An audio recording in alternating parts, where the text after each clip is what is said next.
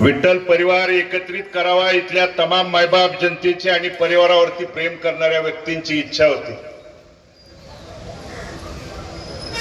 1.5 महिन्यापूर्वी स्थानिक स्वराज्य संस्थांच्या निवडणुका जाहीर झाल्या। नगरपालिकेच्या निमित्तानं आपण एकत्रित येऊन लढायचं आणि त्या लढाईमध्ये बापूंनी असेल काकांनी सगळ्या त्या परिवारातल्या नेत्यांना एकत्रित बोलवलं आणि जर आपण एकसंघपणे लढलो तर त्या ठिकाणी विजय आपला निश्चित आहे। या भूमिकेतून त्या ठिकाणी मीटिंग झाल्या, एकत्रित येण्याची भूमिका सगळ्यांनी बजावली, परंतु त्यानंतर सरकार आणि सरकारच्या काही प्रतिनिधींनी कशा पद्धतीने दबाव आणला गेला, दबावाचे राजकारण त्या ठिकाणी सुडाचे राजकारण केलं हे आपण जवळून बघितलं, अनुभवलं। पण त्यानंतर भूमिका जरी घेतली असेल तरी चर्चेतनं मार्ग काढण्यासाठी शेवटपर्यंत आम्ही त्या चर्चा करत त्या ठिकाणी ती नगरपालिकेची निवडणूक लढवली। नुसती लढवली नाही तर ज्या आज पालकमंत्री काल काशेगावामध्ये येऊन त्या ठिकाणी बोलत होते, काय बोलले? अभिजित पाटील एवढे आहेत, भगीरथ भालके एवढे आहेत। हे एवढे एवढे सांगायला पालकमंत्र्याला जर यावं लागत असेल तर आम्ही केवढा ही मायबाप जनता बंधून त्या ठिकाणी ठरवते। आणि या नगरपालिकेच्या इलेक्शनच्या वेळी देखील सगळे म्हणत होते यांचा पॅनल उभा राहणार नाही आणि उभा राहिला तर त्या ठिकाणी आम्ही डिपॉझिट जप्त करू। पण मायबाप जनतेने निवडणूक हातात घेतल्यानंतर महाराष्ट्रातल्या 3 नंबरच्या मताधिक्यानं बंधूंनो विजय संपादन करण्याची भूमिका तीर्थक्षेत्र विकास आघाडीच्या नगराध्यक्षांनी सर्व इथं काका असतील, बापू असतील, नगरसेवक म्हणून त्या ठिकाणी जाण्याची भूमिका त्यांनी बजावली। ती भूमिका बजावल्यानंतर बंधूंनो विजया दिवशीचं, ज्या दिवशी विजय संपादन केला त्या दिवशीचं देखील माझं स्टेटमेंट बघा। भविष्यातल्या निवडणुका देखील परिवार एकसंघपणे घेऊन जाऊनच लढणार हे गुलाल अंगावर असताना हा भगीरथ भालके त्या ठिकाणी बोलला। त्या निमित्तानं चर्चा केल्यानंतर आम्ही परिवाराची विचारधारा कधीच त्या ठिकाणी सोडली नाही। या 40-50 वर्षाच्या परिवारातल्या अनेक नेत्यांनी कुणाशी त्या ठिकाणी विचारधारेवरती लढाई लढल्या, निवडणुका लढल्या। या सगळ्या गोष्टी तुम्ही तुलना करून उद्याच्या 7 तारखेला बंधूंनो मतदान करा ही विनंती करायला मी तुमच्या समोर, आपल्या समोर त्या ठिकाणी आलोय। पण परिवार एकत्रित आल्यानंतर मग 2010 ला 2009 ला कैलासवासी औदुंबर अण्णांच्या नंतर 1985 नंतर परिवारात आमदारकी 2009 ला पहिल्यांदा आल्यानंतर हा परिवार एकत्रित झाला पाहिजे कैलासवासी भारतनानांची भूमिका करून 2010 ला साखर कारखान्याच्या निवडणुकीत गट तट पक्ष पार्टी सगळ्या बाजूला सारून बसलो, सगळ्याला एकत्रित घेऊन विठ्ठल कारखान्याची निवडणूक 2010 ला त्या ठिकाणी पहिल्यांदा लढवली आणि त्यानंतर त्यांनी त्या ठिकाणी शेवटच्या श्वासापर्यंत हा परिवार एकसंघ राहिला पाहिजे या भूमिकेतनं भूमिका त्या ठिकाणी बजावली। त्यानंतर त्यांच्या जाण्याच्या नंतर काय झालं, कसं झालं तुम्हाला सगळ्याला ज्ञात आहे। मी इतिहासात खोलात त्या ठिकाणी जात नाही, पण नानांच्या जाण्यानंतर वडिलकीच्या भूमिकेतून तुमच्याकडे ज्येष्ठ म्हणून आम्ही बघत होतो, तुमच्या मायेच्या सावलीचा त्या ठिकाणी आधार मागत होतो। त्यावेळी मात्र तुम्ही त्या ठिकाणी वेळोवेळी पाठीमागे वेगळी भूमिका घेण्याची भूमिका बजावली, तरी पण आम्ही आजपर्यंत त्या ठिकाणी एकाही शब्दानं कधी कुठं बोललो नाही, मत व्यक्त केलं नाही। तुम्ही प्रत्येक गोष्टीत वेगवेगळी जर भूमिका घेत असाल बंधूंनो तर आज उद्याच्या 7 तारखेला कोणती भूमिका घ्यायची या परिवाराच्या नावावरती तुम्ही त्या ठिकाणी एकत्रित येता आणि वेगळी भूमिका मांडता। पण विचारधारा सोडून जाणाऱ्या माणसाला मतदान करायचं का नाही उद्याच्या 7 तारखेला तुम्हाला त्या ठिकाणी काळजीपूर्वक बंधूंनो मतदान करावं लागेल। काका त्या ठिकाणी बोलले नाहीत, काका बोलले असते तर बरंच काय तर भडका त्या ठिकाणी उडाला असता। बापूंनी थोडक्यात सांगितलं, पण दीपक दादांनी सांगितलं की कुणी कुणाचा प्रचार केला, कारण दादा एकदा भूमिका ठरली, कोणतीही ठरू द्या, एकदा भूमिका ठरली का त्यात बदल करायचा नाही, भारत नानांची आम्हाला त्या ठिकाणी शिकवण आहे आणि त्या शिकवणीवरती त्या विचारधारेवरती प्रेम करणारा मी कार्यकर्ता आहे. सहकार शिरोमणीच्या वेळी परिवाराची म्हणून भूमिका त्या ठिकाणी घेतली आणि भूमिका घेतल्यावर अंगावर घेणारा देखील हाच भगीरथ भालके त्या ठिकाणी होता. मात्र त्याच्यानंतर भगीरथच्या विधानसभेच्या वेळी पक्ष आडवा आला. हे घड्याळ चिन्ह त्यांना आडवा आलं. एकदाही स्टेजवरती त्या ठिकाणी साहेब आले नाहीत आमचे. हरकत नाही म्हणलं.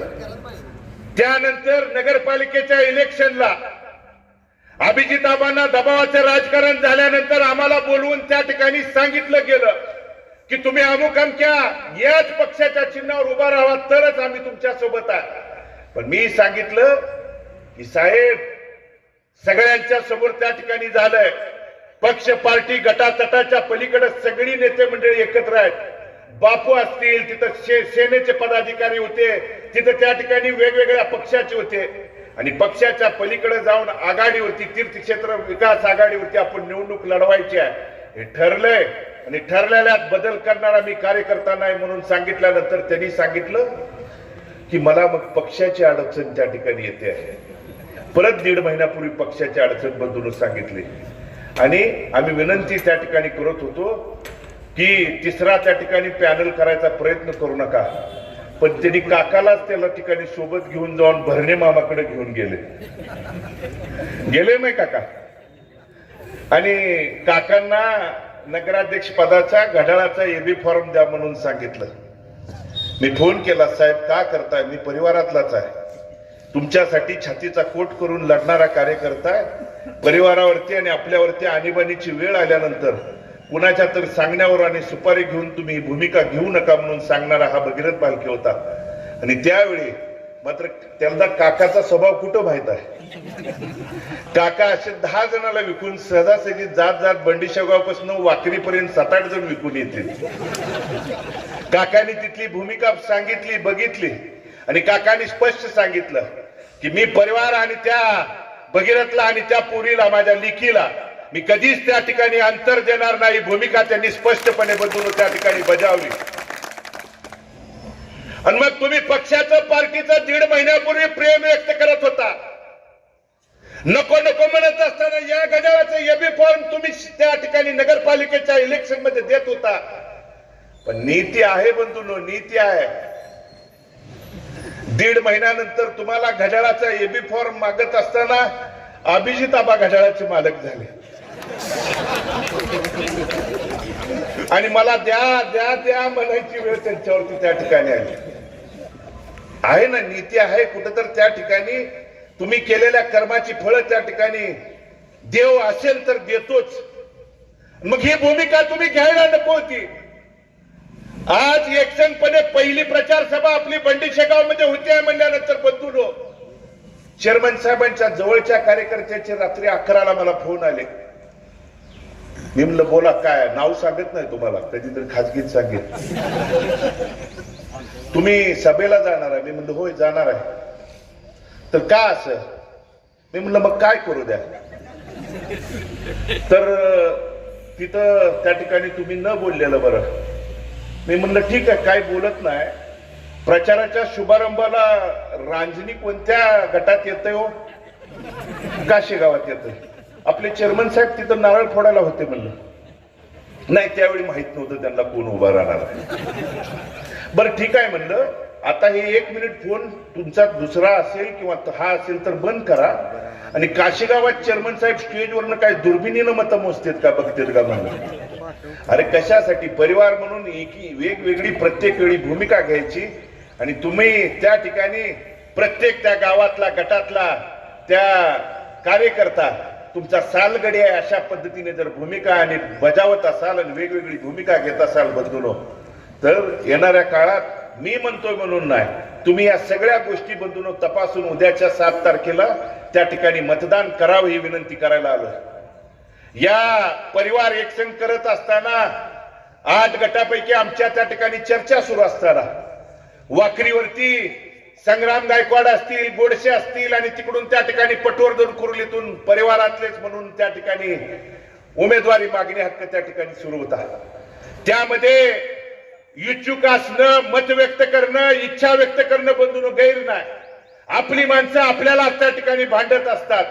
पण त्यावेळची सगळी परिस्थिती बघून संग्राम गायकवाड आणि त्यांच्या परिवाराला, तिथल्या सगळ्या मित्र परिवाराला, कार्यकर्त्याला चर्चा केल्यानंतर आज या तालुक्यातल्या आणि या झेडपी गटातली परिस्थिती त्यांच्या समोर मांडल्यानंतर मी त्यांना विनंती केली. त्यांनी देखील त्या परिस्थितीला सांगितलं की तालुक्यात वाखरी गटावरनं जर त्या ठिकाणी पेच निर्माण होत असेल तर तुम्ही ठरवेल त्या भूमिकेला माझ्या सोबत आहे म्हणून त्यांनी सांगितलं. आणि मी तुमच्या समक्ष सगळ्यांच्या देखत संग्राम आणि गोडसेंचं मनापासून, अंतकरणापासून त्या ठिकाणी बंधूंनो धन्यवाद व्यक्त करतो. मात्र हा निर्णय झाल्यानंतर बऱ्याच गड्यांच्या पोटात फूटशूळ उठला. काय म्हणले? भालकेंनी स्वतःच्या स्वार्थासाठी त्या ठिकाणी कार्यकर्त्यांचा बळी दिला. मी तुम्हाला नम्रपणे त्या ठिकाणी सांगू शकतो की बळी देणारातला भालके त्या ठिकाणी नाही, तर कार्यकर्ता मोठा झाला तर सोबतचा आम्ही त्या ठिकाणी मोठं होतं. ही विचारधारा भारतनानाने आम्हाला दिलेली आहे. आणि म्हणून ती परिस्थिती, प्राप्त परिस्थितीनुसार पुढच्या लोकांनी 1980-85 पासून आमच्यात मतभेद, मनभेद निर्माण करून अनेक वेळा त्या ठिकाणी पंचायत समिती, जिल्हा परिषद, विधानसभेच्या सत्ता हस्तगत केल्या.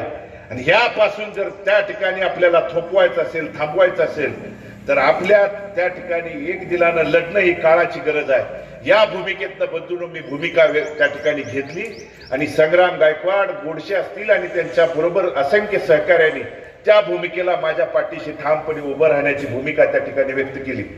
आणि मग जर माझ्यावरती पुढच्या काही लोकांच्याकडून, त्यांच्या स्ट्रॅटर्जी प्लॅनर कडून त्या ठिकाणी जर हल्ले होत असतील, आघात होत असतील तर त्याला माझं तुमच्या माध्यमातून, पत्रकार बांधवांच्या माध्यमातून एक प्रश्न आहे.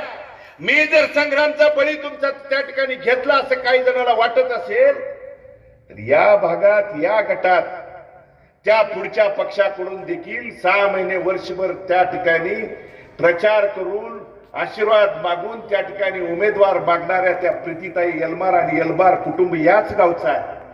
कुणाकडून मागत होतं? भाजपकडून मागत होतं ना. मग घड्याळाच्या चिन्हावरती अर्ज भरायला जाणारे कमळाचा एबी फॉर्म जोडून त्या ठिकाणी कमळाची उमेदवारी त्यांना मिळत असेल आणि त्या प्रीतीताई आणि यलमार कुटुंबाला जर अचानकपणे थांबवलं जात असेल तर पत्रकार बंधूंना आणि कार्यकर्त्यांना आणि त्यांच्या त्या बगलबच्चांना माझी विचारणा आहे, त्या गोष्टीला तुम्ही कोणतं समर्थन, टॅग किंवा भूमिका त्या ठिकाणी व्यक्त कराल? आणि म्हणून काही जणांना त्या ठिकाणी सांगणं आहे की तुम्ही वेगवेगळी भूमिका घेऊन आमच्यावरती त्या ठिकाणी प्रतिडाव किंवा खालच्या पातळीवर जाऊन टीका टिप्पणी करत असाल तर त्या ठिकाणी जशास तसंच उत्तर दिलं जाणार आहे. परंतु मला आपल्याला या निमित्तानं सांगायचं आहे की परिवार एकत्रित करण्यापाठीमागची भूमिका बंधूंनो एवढीच आहे की पंचायत समितीच्या सत्तेपासून आज अनेक वर्ष आपला परिवार त्या ठिकाणी बाजूला आहे. आपण एकत्रित आलो तर या भागात अभिजित आबा ज्या भागाचं प्रतिनिधित्व करतायत त्या माडा मतदारसंघातला असेल हा गट आणि हेही भागात त्या ठिकाणी पलीकडचा भाळवणी गट ना अभिजित आबाच्या मतदारसंघात येतोय ना माझ्या त्या ठिकाणी, दीपक दादाच्या अतिरिक्ताखाली त्या ठिकाणी तो मतदारसंघ आहे.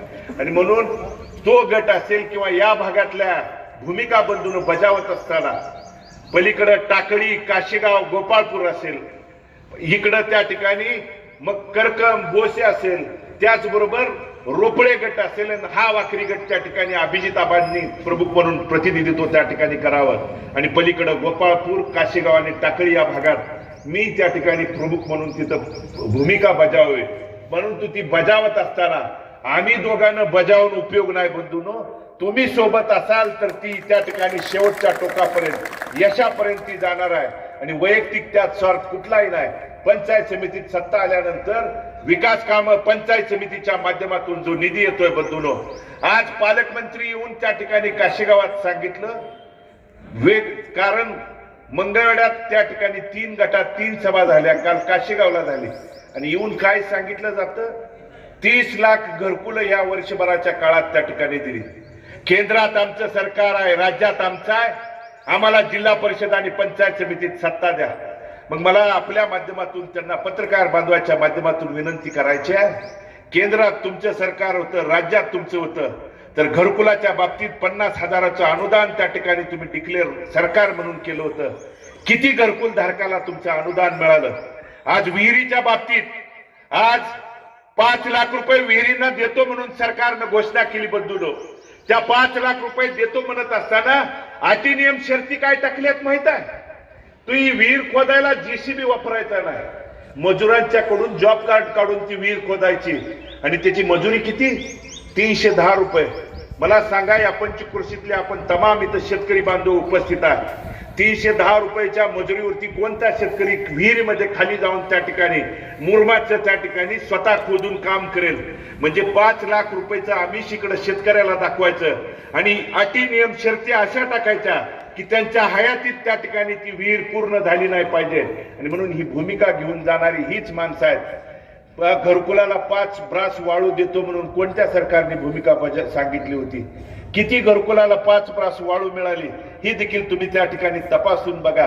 आणि म्हणून पंचायत समिती, जिल्हा परिषद फक्त तुम्हाला सत्ता आणि तुमच्या हुकुमशाही प्रवृत्तीसाठी तुम्ही जर मत मागत असाल आणि आमच्यावर टीका टिप्पणी करायला राज्याच्या मंत्री, पालकमंत्री जर येत असेल आणि आम्ही एवढं आणि तेवढं त्या ठिकाणी केलं असतं. हे नगरपालिकेच्या इलेक्शन मध्ये मायबाप जनतेने त्यांना त्या ठिकाणी पंढरपूरच्या आणि मंगळवेढच्या देखील दाखवून दिलेला आहे आणि तीच भूमिका उद्याच्या 7 तारखेला त्या ठिकाणी आपल्याला बजावायची आहे. आणि ती विनंती करायला बंधूंनो मी तुमच्या समोर उभा आहे. मी अधिक वेळ घेत नाही. उद्याच्या 7 तारखेला त्या ठिकाणी आदरणीय सौभाग्यवती मयुरीताई बागल असतील आणि पंचायत समितीचे उमेदवार शिवाजी तात्या मदने असतील, यांच्या घड्याळाच्या चिन्हासमोरचं बटन दाबून आपण आपला आशीर्वाद द्या आणि भविष्यात आपल्या विचाराची माणसं त्या ठिकाणी काम सेवा करायची संधी द्या. आणि संग्रामच्या बाबतीत कुणाला त्या ठिकाणी जर प्रश्न पडला असेल, पत्रकार बांधवांना कुणाला त्या ठिकाणी एखादा प्रश्न असेल तर परस्पर बातमी छापण्याच्या ऐवजी माझ्याकडे येऊन सगळा खुलासा तुम्हाला त्या ठिकाणी द्यायला तयार आहे. आणि राहिली संग्रामची, काही लोकांना पुतना मावशीचं प्रेम आलं तर एवढं प्रेम त्या ठिकाणी दाखवू नका. ज्यावेळी भगीरथ वरती प्रेम दाखवायचं वेळ आलं होतं त्यावेळी तुम्हाला त्या ठिकाणी घरी बसून तुम्ही किती प्रेम दाखवलं हे तालुक्यानं त्या ठिकाणी बघितलेलं आहे. आणि संग्रामच्या भविष्याचा, गोडशेंच्या भविष्याचा प्रश्न मार्गी लावण्यासाठी मी, भगीरथ भालके असतील, अभिजित आबा पाटील असतील, हे समर्थ आहे. एवढंच या निमित्तानं सांगतो.